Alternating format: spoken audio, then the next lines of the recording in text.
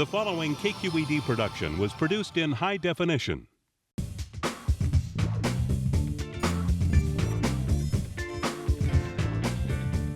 Yes, check please, people. It's all about licking your plate. The food was just fabulous. I should be in psychoanalysis for the amount of money I spend in restaurants. I had a horrible experience. I don't even think we were at the same restaurant. And everybody, I'm sure, saved room for those desserts. You better.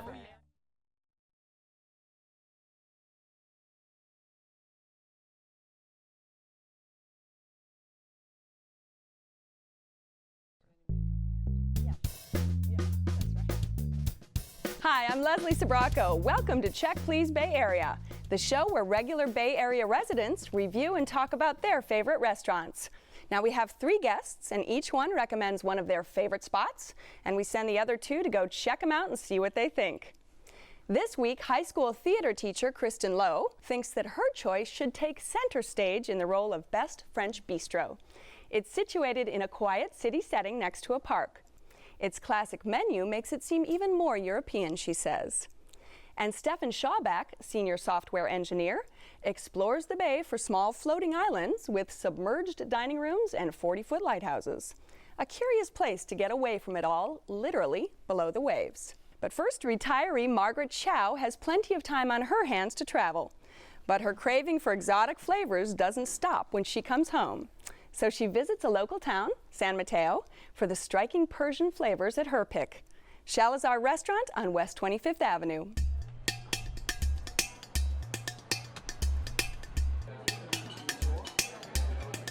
We came here 13 years ago, and then my husband working at the restaurant at Iran, and then he came from the Caspian Sea. That's why we put the name at the Shalizar, that means rice field. Shalizar rice is definitely everybody likes that. And all the kebab, rack of lamb and barg, filet mignon, chicken too. We put the kebab meat 24 hours before the cook. We marinate it. That's why it comes very tender. Saffron is the spice that we use most, from ice cream to the meat. So that's one of the most popular ingredients in Persian cuisine. When people come in and they get a big platter, different kinds of kebabs, and they all share everything, that's the most enjoyable moment. That's the experience for my customer in here. It feels home. The Shalizar is not the restaurant. Just feel comfortable, and then all the kids comfortable too. That's a family restaurant. I want everybody has an experience in here. We love my customer, and I want my customer feel it. All right, Margaret, tell us about Shalizar. What do you enjoy about going there? I like the multi-layered flavors of all the dishes. The kebabs, if you get it on a platter, even though there are different kinds of meat on the same platter, they have different flavors. The spices that they use bring out the flavors of the meat, and they're never dry. It's very flavorful. Do you have any favorite appetizers? Any favorite? Yes, my favorite appetizer is the tadik dish, which is the crispy rice, which for us would think that that's a mistake. You burn the rice to the bottom of the pan and then you put some stew over it. But I don't know, that's my favorite part. Yeah, but apparently it is a very popular classic Persian dish appetizer, and the stews that they put on it, they've got great taste. There's a beef one, and then there's a chicken stew with which is like sweet and sour. It's the pomegranate juice and the ground walnut. I really enjoy that one. And what about you, Kristen? Did you have a good meal there? Yeah, we did. I'm completely unfamiliar with Persian, Middle Eastern food, and so I think my husband and I were kind of paralyzed when we were looking at the menu. So the manager came over and said, can I help you? Is there anything wrong? And we said, we don't know what to order. We have no idea. Please help us. So he pointed to a few things, which I can't pronounce. And then, oh, come on, how's your Farsi? I know it's good. Yeah, I'm sure it's good. And we're like, okay, yeah, bring those. So we didn't really even know what we ordered until it arrived at the table. They're used to yeah, newbies like right. us. Did you enjoy your meal? I did. We had the Shalizar for two. It's quite a lot of food. It has ground beef, ground chicken, and lamb, all which were very good. And you're right, the spices gave it this nice flavor. It sort of permeated. I was really surprised with that, of how well they held their juice, and that whenever I have had Middle Eastern food before, I'm always afraid to approach meat because of that dryness. But I think that all of these were cooked just perfectly. And everything on the plate was really, really good. What about rice dishes? Because Shalizar refers to the rice paddies of northern Iran. I mean, is there, they have the mixed, it's a real specialty the mixed of rice, theirs. they call polo. Except for one, all the other ones have dill in it, fresh dill, and it's a really strong flavor that we don't usually get. The dill, usually you have a sprinkle of it over salmon or in an omelet or something, but this is the whole rice dish full of dill. The rice is green, basically. And it's wonderful. Yeah, the spices had more to do with herbs, it seems like, than spices. Absolutely. The bread and walnuts and feta cheese and herbs that they give you, that kind of prepares you for the flavors that you're going to have throughout the night. Yeah, I never get a chance to eat kind of just fresh tarragon by the stem, and to have that in what they give you on the table as kind of your bread was really neat. Yeah, I was almost wondering how they knew I was going to order this. When I first got there, it was a whole basket full of food. They could just read it in your face that you needed this. All right, thanks. You go now. Yeah, I'm done. I thought the yogurt sauce was very good, especially like you said, with the fresh pinch of sprig of mint in the bread. And the ambiance, I don't know if you want to switch gears, but the ambiance was very nice there too. You walk in and it's like going into someone's den almost. There's tapestries, there's gentle music, and in the back it almost looks like a library. One of the things I would tell you is I had a great meal there, and when I left, there was this table of Arabic men sitting there, and they'd been there since I had walked in, and I realized I really am American. You speedy American, That's you. right. That's right. So it does give you that sort of old world Persian feel, and they know what's important: conversation and friends. Right, Leslie? Absolutely. That's why we're here. That's right. Eating and drinking and talking about it. All right, Margaret, this is your restaurant, so tell people why they should visit Shalizar. Well, I think they should go for the unique flavors of Persian cuisine. And well, definitely if you have a large group, it's a really good place to go, because you can get something for everybody, and the prices are very reasonable, and of course the flavors are wonderful. And what about you? Did you enjoy it and would go back? If I was around the corner, I would go back, and I would hone my skills to find a smaller priced entree. I thought that the Shalizar for two was a little bit overpriced, although it is quite a big portion. But the lighting was good, the music is good, the service was good, and the food was good. Very small little things. Plus, I got rock star parking when I got there. Oh, see, so right there. I'm still talking about it. There's a city boy right there Parking talking. karma. All right, Kristen? I think it's a great place to go for newbies to Persian cuisine, and definitely don't be afraid to ask for help, because they are helpful. All right. Well, if you would like to visit Shalizar, it's located on West 25th Avenue in San Mateo. The telephone number is 650-341-2600. It's open for lunch and dinner Tuesday through Sunday. Reservations are recommended, and the average tab per person without drinks is around $20.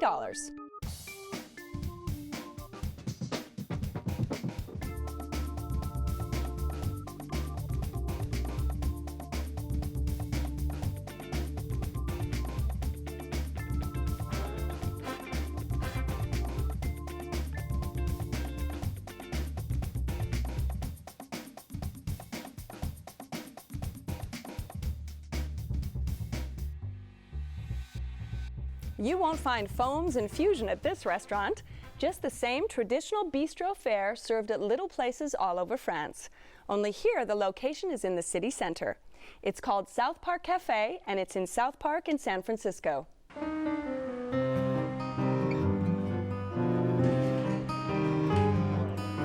Well, cooking is about love, and it's about sharing. It's an attempt to recreate something or find a memory. Find a fresh take on an old memory. I suppose I was 8 or 9 years old, and I was in the kitchen with my mother, and probably holding on to her apron as usual. And I remember telling her, it's too bad I won't be able to cook when I'm older because I'm a boy. And she said, you know, you could, because lots of the best cooks are men and they're called chefs. I always knew that that's what I'm supposed to be doing, which is sometimes a curse, you know. It's not like, I don't feel like I have an option. This is what I'm supposed to be doing. Standing behind the stove and trying to make dinner for you, more or less successfully 5 nights a week. And at South Park Cafe, we have things on the menu that just sort of appeal to me for some reason or other. It's almost an ideal venue in that it feels like a neighborhood restaurant, but we have such a wonderful clientele who eat at our restaurant constantly. That's also a challenge because you know who you're cooking for.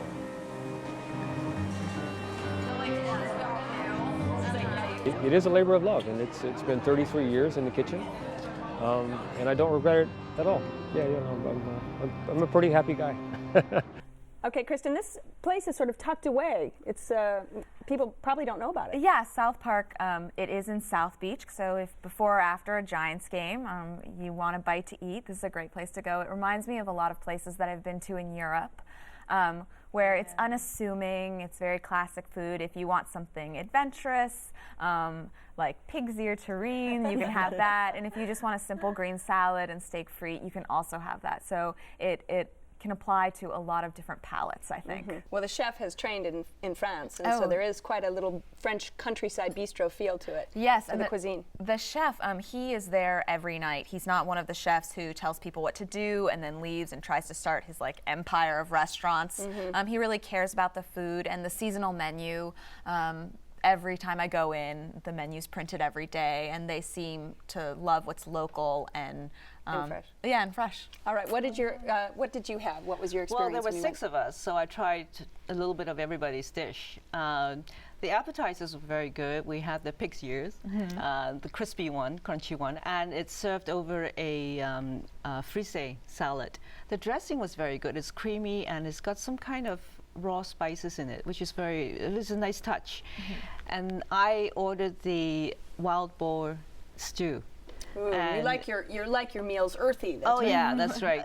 Like a friend of mine said, it was a pig delicious menu. It was very good. And then some other people had the sautéed rabbit, which was done just right with a nice sauce. And which was good. Stefan, you can't get a word in edgewise here with the 2 women. Tell me about your experience there. Well, ladies. You've got us all captivated now. Tell us about yours. I unfortunately did not have as good of a meal.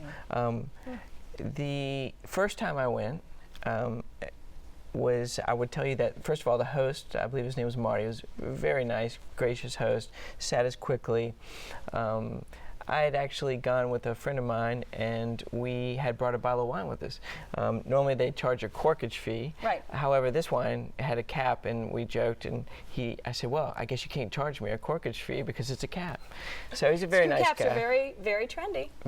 Don't be afraid of them. And you should know. Right. And I should know. First we ordered a pig's ear, lion de lion, and also I ordered the Gulf shrimp and I believe it was halibut salad with tomatoes. I thought it was a little bit acidic, the salad was. The shrimp was way undercooked. The halibut on it was very good. The pig's ear was not good. It was chewy. I almost felt as if I'd gone up to a pig and chewed on its ear. Well, it was not piglicious for me. That was the feeling they wanted us to have. Perhaps. Pig's ear is chewy. But I don't know. Well, what about service? I soured on that. What about service? Did you enjoy the service? I mean, was that? The service was unfortunately not as good as it could have been. And I actually, just to make sure, I went back last night. We had a wait person who was just, this person was just not friendly. And unfortunately, that can make a meal. I mean, you can go out to eat anywhere. Right. We have a simple deal. It's, I ask them for things and you bring them. Very simple. That's the customer-waiter relationship. That's correct. Customer-server relationship. And there was an equation malfunction. Ah, okay. So. Well, you go all the time. Do you find the service? I find it usually efficient, and I'm always with my husband, and we never have to wait for anything very long. The service is terse. They won't stay around and talk to you a long time, but I'm not somebody who likes to talk a lot to the waiters. I'm usually focused on my guests, so I I don't really care that they're not buttering me up or talking to me about my latest vacation. Right. But I find it efficient and, yeah, terse. I can see by your glass over here you're a wine lover. Tell me what you had. I got a Hermitage. It was I believe it was a Creux. A Creux Hermitage? Creux Hermitage. Merci. From northern France. C'est un très gentil, From northern madame. Rome. Merci, monsieur. Oui, excellent. The wine list there is good, and I noticed it's not completely, you know, crazy overpriced. What about desserts? Oh, yes. Yeah, I have a favorite one, which is an espresso ice cream with chocolate sauce and caramel sauce and whipped cream on top. I love anything creamy like that. So that's my favorite, and I rarely veer from it. And I had the chocolate mousse that has a scoop of chocolate ice cream on the same Death plate. by chocolate for you too. Was that too heavy? I always look at that one. No, it wasn't? no, That's great. No, it's wonderful. Yeah. It was perfect. And you know, I have to say, the lighting in this restaurant is what should be like a reference point for all lighting in all restaurants in San Francisco. That's good. All right, Kristen, this is your restaurant, so wrap it up for us. Classic French bistro in the city, something for everybody to love. Great lighting. All right, now that she's taken your wrap up, now, Stefan, tell us, would you go back a third time? I may go back if it's, I'll give it a year or so, and if they take some of the recommendation or some of the feedback from the show. Unfortunately, no time soon. All right, Margaret? Definitely. I like the place very much. I like the ambience, the coziness. Maybe a bit too cozy for a large group, but for 2 or 4 people, it's perfect. And the food was very well prepared. I really enjoyed it. All right. Well, if you would like to visit South Park Cafe, it's on South Park in San Francisco. The telephone number is 415-495-7275. It's open Monday through Friday for lunch and Tuesday through Saturday for dinner. Reservations are recommended, and the average tab per person without drinks is around $30.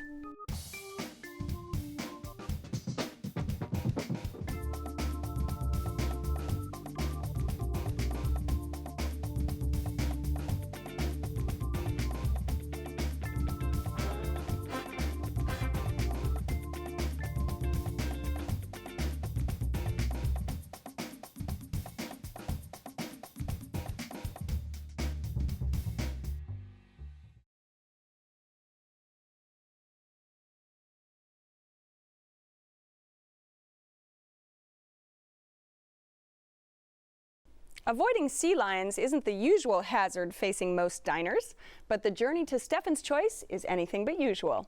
Be prepared for Captain Nemo at his pick. It's Forbes Island, and it's floating on the bay.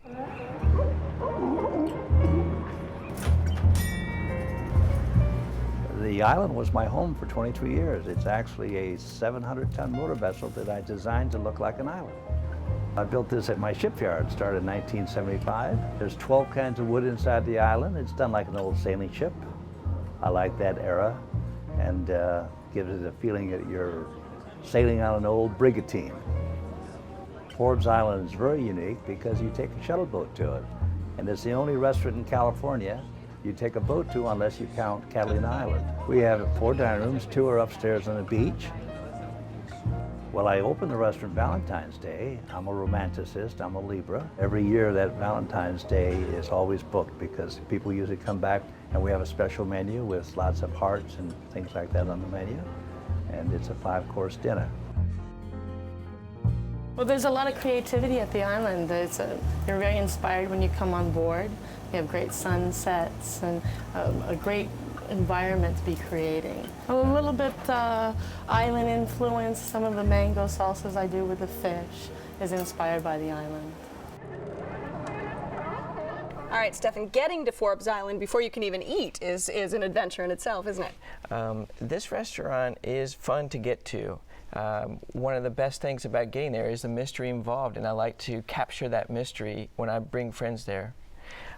It starts off by picking up a mysterious gray phone in a box and asking for the tiki boat to be dispatched and taking you out to the island. Well, it's right on Pier 39, and it only takes a few minutes to get out to the island itself. Right. And as you're going by, you can also see the sea lions. Or if you're at night and you can't, you'll at least hear them because they'll be barking all the way. Well, what is it about the food that you like at Forbes Island? Because it's obviously a very unique atmosphere. I like to keep it simple. I've never had a bad steak served there. They're usually very thick and juicy and moist. And what about the appetizers, the mushrooms? The mushroom ragu, is it ragout? Ragu. Ragu, I thought so. Is very good, very tasty. The mushrooms are a little bit chewy and tangy at the same time, a good texture, interesting texture. What did you think of your experience at Forbes Island? Because it is very unique. Yeah, our experience was really varied there. At first when I heard that it was on Pier 39, I was like, oh no, you're sending me to Pier 39? Are you kidding me? But basically it's just regulars who go to this place. It's not a lot of tourists at all. You wouldn't even know standing on Pier 39 that it's there necessarily. It's even there. And we went on a really, really choppy night. So the chandelier was like swinging back and forth, and we were almost getting seasick. Because you can have drinks and eat above the water level, but most people eat below the water level, and it looks sort of like an old boat. Yeah, kind of like the captain's ward or something like that. 20,000 leagues under the sea. Yeah, so it was moving when we were there, and we took the water taxi out, which was nice, but we thought it was a little tacky that they charged for the water taxi since it is the only way to get out there. The food was between average and amazing. An appetizer that I had with bay scallops and crab and avocado with a mustardy vinaigrette was absolutely wonderful. In the presentation, it was kind of like this blooming flower, was wonderful. But the tuna niçoise that I had for my main course was very average. It didn't seem like it was seasoned at all.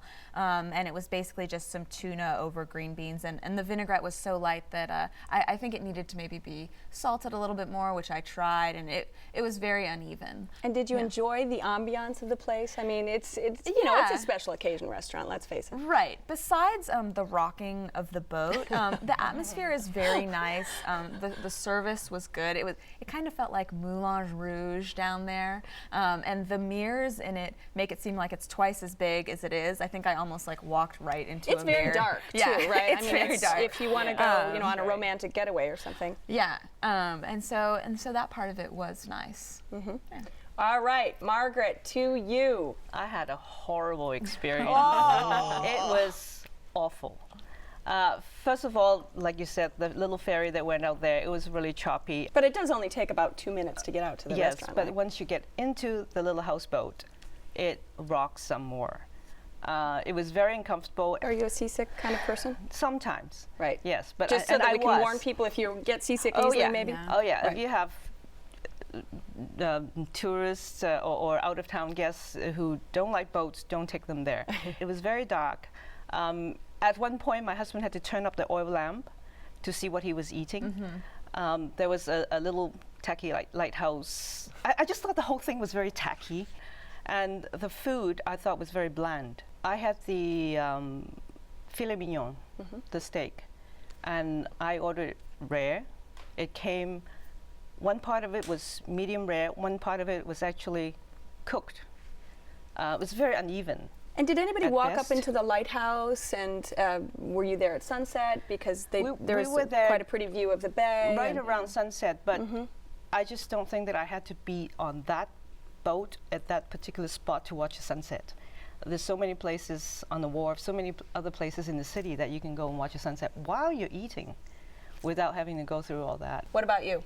Well, what would you tell people? I would tell you that until you try it, you can't make your own decision. That it's a fun place to take people. It's for, if you look at the price of, say, a steak, it's $35, which is about $10 more than you would usually pay. But you also get a place a chance to go by the sea lions. You get a chance to see the sunset from that 40-foot lighthouse. It is a different view that not many people have seen. There's also some other things just to kind of play around. It's a good getaway. Basically, it reminds me of when I first moved to San Francisco. Everything was new and different, and just for a small bit of time, it reminds you of that new feeling, and I like that. Did you enjoy the experience overall? Yeah, it was something new. So that was fun, but I wouldn't go there again. You wouldn't go there again. All right, Margaret? I would not go back. It was very expensive. We didn't have dessert, and that's probably why our bill was only $120. I definitely won't go back. You won't go back. All right. Well, if you would like to try Forbes Island, it's located on the bay off Pier 39 in San Francisco. And the telephone number is 415-951-4900. It's open for dinner Wednesday through Sunday. Reservations are recommended, and the average tab per person without drinks is around $60. Well, I want to thank my guests on this week's show. We featured Margaret and her restaurant Shalizar in San Mateo. Persian food served in a traditional way was something different for the other guests, but they all enjoyed the experience and would return if it was convenient. Next, we heard from Kristen and her restaurant South Park Cafe in San Francisco. It found favor with Margaret and Kristen, but Stefan wasn't thrilled with the food or the service. And finally, Stefan's Forbes Island brought forth a little contention, of which the watery journey on a windy day added to. Comments ranged from Kristen's romantic and delicious, although very expensive, to Margaret's very expensive and boring. So we end on a controversial note. If you want to try Forbes Island or any of the restaurants featured on any of the shows, don't forget the website at kqed.org/checkplease. And don't forget to join us next time when 3 new guests will recommend their favorite spots right here on Check Please Bay Area. I'm Leslie Sbrocco, and I'll see you then. Cheers! Cheers! Thanks, guys. This show is available in high definition, via podcast, and on demand. For specific locations and hours of the restaurants featured, or to apply to be on the show, go to kqed.org/checkplease. And don't forget to join the KQED Wine Club with information and discounts on international wines, recipes, and more. You can find out about it at kqed.org/wineclub.